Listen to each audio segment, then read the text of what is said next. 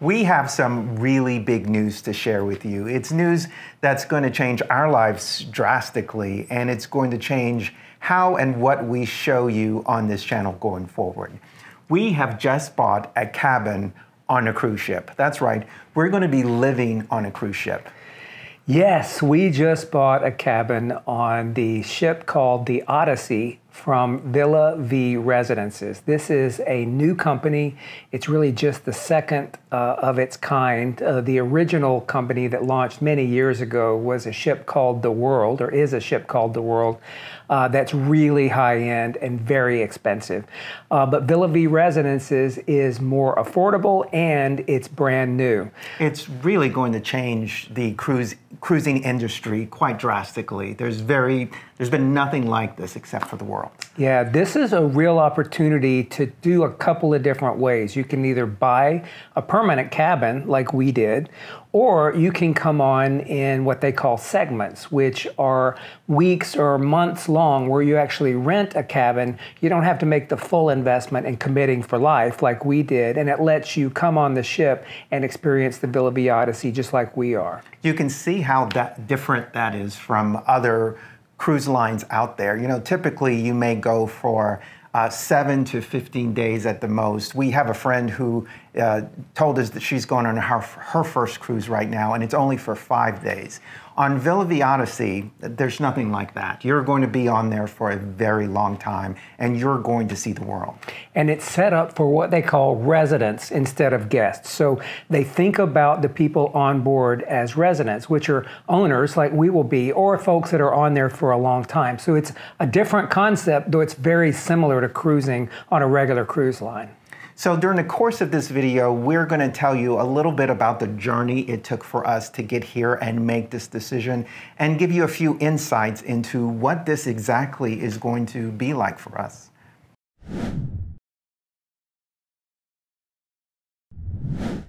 We retired early at 52 and 58 years old. It's going on about 3 years now, but in many ways, it just feels like yesterday. Yeah, we actually were so excited about retiring so early, but I'm going to be 61 soon, and as I reflect on this and the discussions that we've had, in some ways we've had so many experiences, but in other ways it's flown by so quickly. So if you can retire early, we recommend that you do. Mm-hmm. It's interesting to look back at the very first video we did after we decided to retire and to travel. We seemed like such novices when it came to YouTube, and we look so much younger. But it's nice to reminisce on the journey we've taken from that time to where we are now and the decision we're making now. Yeah, we've learned a lot, we've had a lot of fun, and I think we're getting a little better at YouTube. If you're interested in retiring early, we did do some videos on planning for retirement early and the finances involved, so make sure you give those a look if you want to check it out. Yeah, you know, it may not be for everyone, but for us, it was a really great decision that we don't regret. There's so much we want to see and do, and being able to retire early allows us to do that, and we haven't looked back on that decision. When we first started traveling, we had in our minds exactly what travel in retirement was going to look like. But it's been surprising to us that it wasn't exactly like that we've gone through a lot of different phases of travel since that time, and that was completely unexpected. For sure. When we reflect on it, those 3 years, when we first went to Mexico and we stayed places a couple of weeks, and on that very first trip we even thought about buying a house in San Miguel, Mexico. Oh yeah, which now make sure and look at that video. Yeah, don't do that. But it's interesting, you know, we went and spent more and more time, more places in Mexico. We ultimately got our Mexican residency, which is something we're excited about. Yeah, that was huge, because we were thinking we were just going to maybe settle in Mexico, or at least just travel throughout Mexico almost exclusively. But we didn't. We wound up going to Europe. We spent a lot of time in Europe. And again, we're slow travelers. So it was generally a month at a time. It was slow travel through some great cities like, you know, Paris. We spent a lot of time in Spain. A lot of time in Spain, Madrid, Barcelona, fantastic. Yeah, so we've really continued kind of our evolution, and what we've figured out is there's a whole lot of the world to see, and so we're very much interested in seeing it all. And that's, I think, one of the things that led us to cruising, because it gave us the opportunity to see more of the things on our bucket list that it would have been harder for us to see otherwise. We had always been kind of interested in cruising. Yeah. We've been cruising together since we first met. Yeah. And then it just got more and more frequent.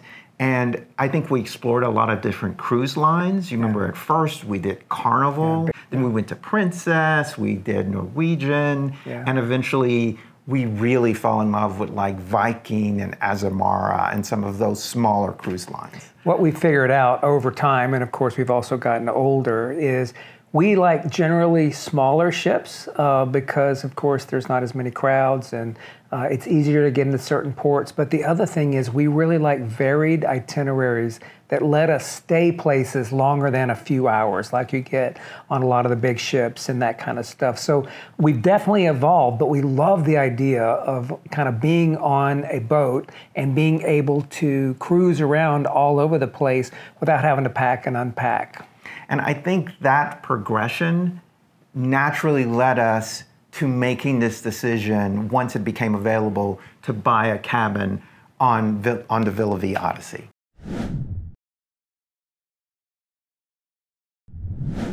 There's already a growing community of residents on the Villa Vie Odyssey, and each are taking a different path on this adventure. I think many, perhaps most, I'm not quite sure yet, are selling their home on land and are moving exclusively onto the ship into their cabin. We're doing something maybe slightly differently. Yeah, we bought our cabin as a second home, and we've owned second homes before. We don't anymore, and we've actually looked at other things like Mexico, but we think about Villa Vie as our second home, but it's just a second home that goes everywhere. So unlike the folks that are living on there permanently, we're going to have a place to come back to, which is our home here in Washington that we love so much. Yeah, we want to come and see friends. We want to come and see family. We have things that we have to do, like have medical checkups and just kind of take care of our lives here. So we're going to, it's probably not half and half, probably more time on the Villa Vie, but we're going to spend like a few months here at least. Yeah, and the great thing about Villa Vie is we have full flexibility. We can get on and off the ship anytime we want. It's ours, so it's just sitting there waiting on us. You do have the ability to rent your cabin as an owner if you want. We're not going to do that, so our stuff will be there just like a second home, and we'll come and go as we choose. Yeah, I think it's going to be really great to where we can stay on the ship and go to the different ports, but on occasion, if there's a city inland we want to see, we can leave the ship, go there, get a hotel for a few days, and then meet the ship somewhere else in a different port. We can easily do that. Absolutely. And we love the flexibility of all our stuff is on there. So we leave things there. Everything we need is always going to be there, and we come and go as we please. So it's like a second home, but it's just a second home that goes all over the world.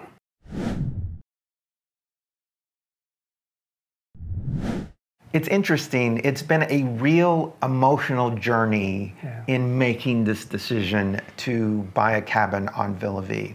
I remember, you know, I don't know if you remember this, the very first time we realized that there was a thing called Villa Vie, I had found just this news item about this new cruise line startup that was happening. And I thought, oh, that's interesting. And then I forwarded it to you.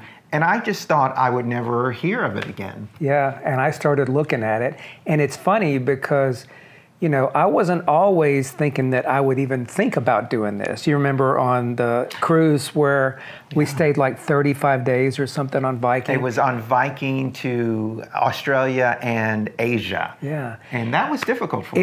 I was kind of getting ready to go. Now, some of that was I knew what I was spending every day as well. So I was getting a little antsy there. But as we explored it, it got really interesting to us, not only from a how we travel perspective, but financially. Now, we had a lot of evaluations to do, and we really put ourselves through the ringer thinking about this. Yeah, I mean, this is a big decision emotionally, life-wise, because our day-to-day, our lives are going to change dramatically, but also financially, because we had to really evaluate is this investment worth it for us? Yeah, and it's an investment. So we're taking, cash and we're infusing it into this. And of course, not only for the initial investment, but the ongoing investment. So we're actually moving some of what we used to spend on our travel budget that varied every year into this, and we're committed to it. So though when we looked back and forth at it and we ran all the numbers and we thought about what we want to do, especially as we get older,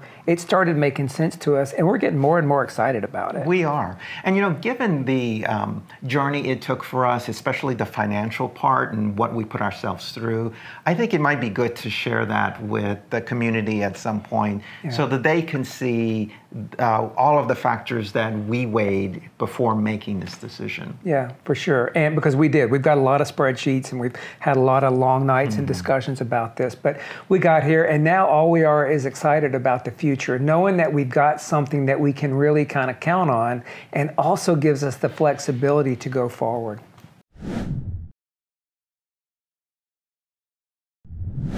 So we are really excited about this new adventure, but like with any decision, there are trade-offs, right? Like, for example, we used to spend something like 4 to 6 weeks in the city. Yeah. We won't be able to do that anymore. Like Paris. We were in Paris 46 days. And we had friends there, and we had an apartment there, and we did all of this wonderful stuff, just like a resident of Paris.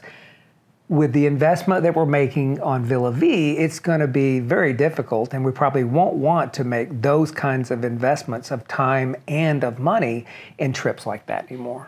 It's also going to affect spontaneity. Yeah. So there were times when we would watch a television show and say, oh, we want to go there. Or we knew some friends were going to be somewhere, and we'd say, well, let's go, let's change our plans and go to that city now. Right. We won't be able to do that because the Villa Vie Odyssey has a specific itinerary of travel for the next 3.5 years. Yeah, or events like, going to World Pride in Sydney or going to so-and-so. Those are things that we have traveled around. So we will lose some of that spontaneity. We're not too worried about it because we've had input into the itinerary, all the residents have, and we're pretty excited about where we're going. And of course, we can always get off. The question is, how do we balance being at home, being on the Odyssey, and then being anywhere else? Yeah, that's something we're going to miss because we do love our home here, and we absolutely love Washington, D.C. So we're not going to spend as much time here. We're going to spend at most 3 or 4 months. I guess it's going to vary,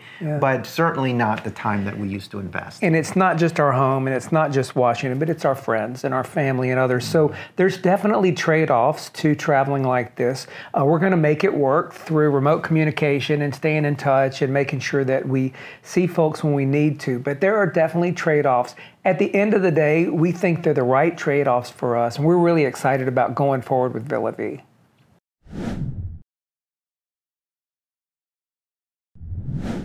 But there are also a lot of benefits to making this decision. Otherwise, we wouldn't be doing it, right?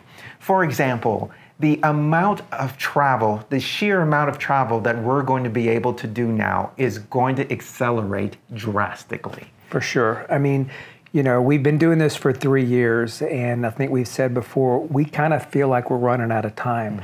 So this opportunity really lets us see at a pretty fast pace a lot of the world, and it does it in a way that kind of like we like to travel, because many places it stays days and days in a particular port. So it's not one of these in and out things. So it lets us kind of travel the way we want to, invest the time we want to, and it takes us all over the world. It's also a smaller ship, so it gets into a lot of smaller places than the large ones do. And since we own it, all of our stuff will be there, right? So the amount of packing and unpacking that we've had to do in the past is pretty much going to go away. Yeah, it's like having your second home with all your stuff there. And our second home comes with all the services. We have Starlink internet, we have a gym, we have food that comes with beer and wine at dinner and lunch. Yeah, the amount of money we're going to spend on food now is going to go way down because it's all included. It's all included, along with taxes and port fees and all that stuff. The other thing is it's predictable.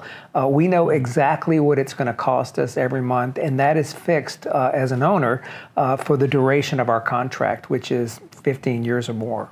And the cost of our flights will go down, and the frequency of having to take flights will go down, which we are very grateful for. Yeah, and we're going to spend a lot less time travel planning because we kind of know where we're going, and we kind of know where we're staying, and we kind of know where we're eating most of the time. So this really lets us kind of shrink down and focus on travel instead of planning travel and financing travel and that kind of stuff. So it really seems like it's the right offer for us right now.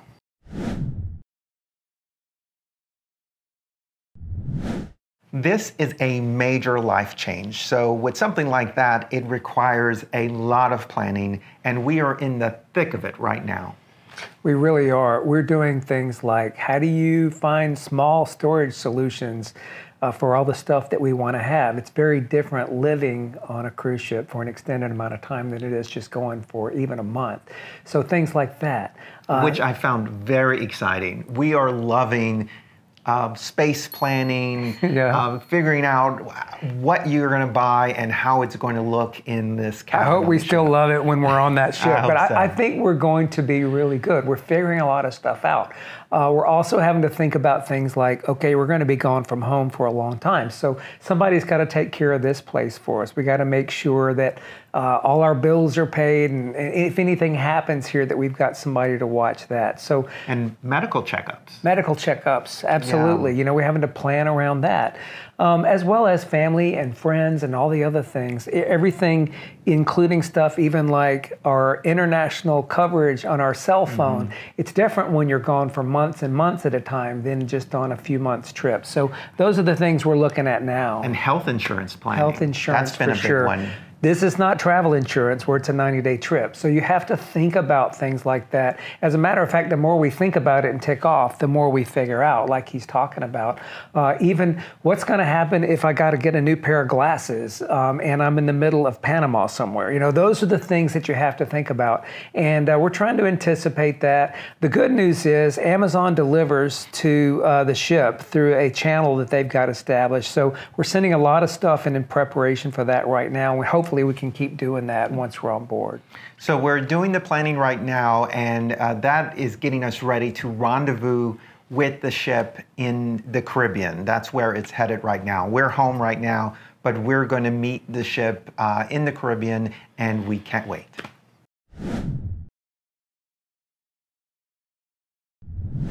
So what's next? Well, we're going to be sharing all of our experiences with you on this channel. So of course, we're going to be doing videos that highlight the destinations that we're visiting, just like we've done in the past.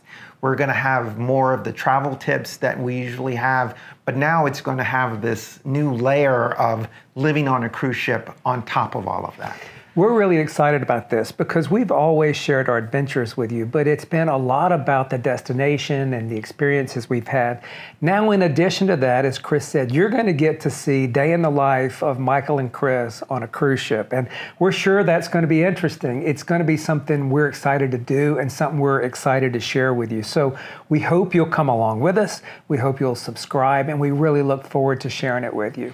Yeah, we think that we have in our mind what living on a cruise ship is going to be like, but I think there's going to be some surprises or two, don't you think? I would think so, and hopefully they'll be good ones, but I'm sure we'll have our share. We're looking forward to the adventure, though. We are ready, and we can't wait to share it with you.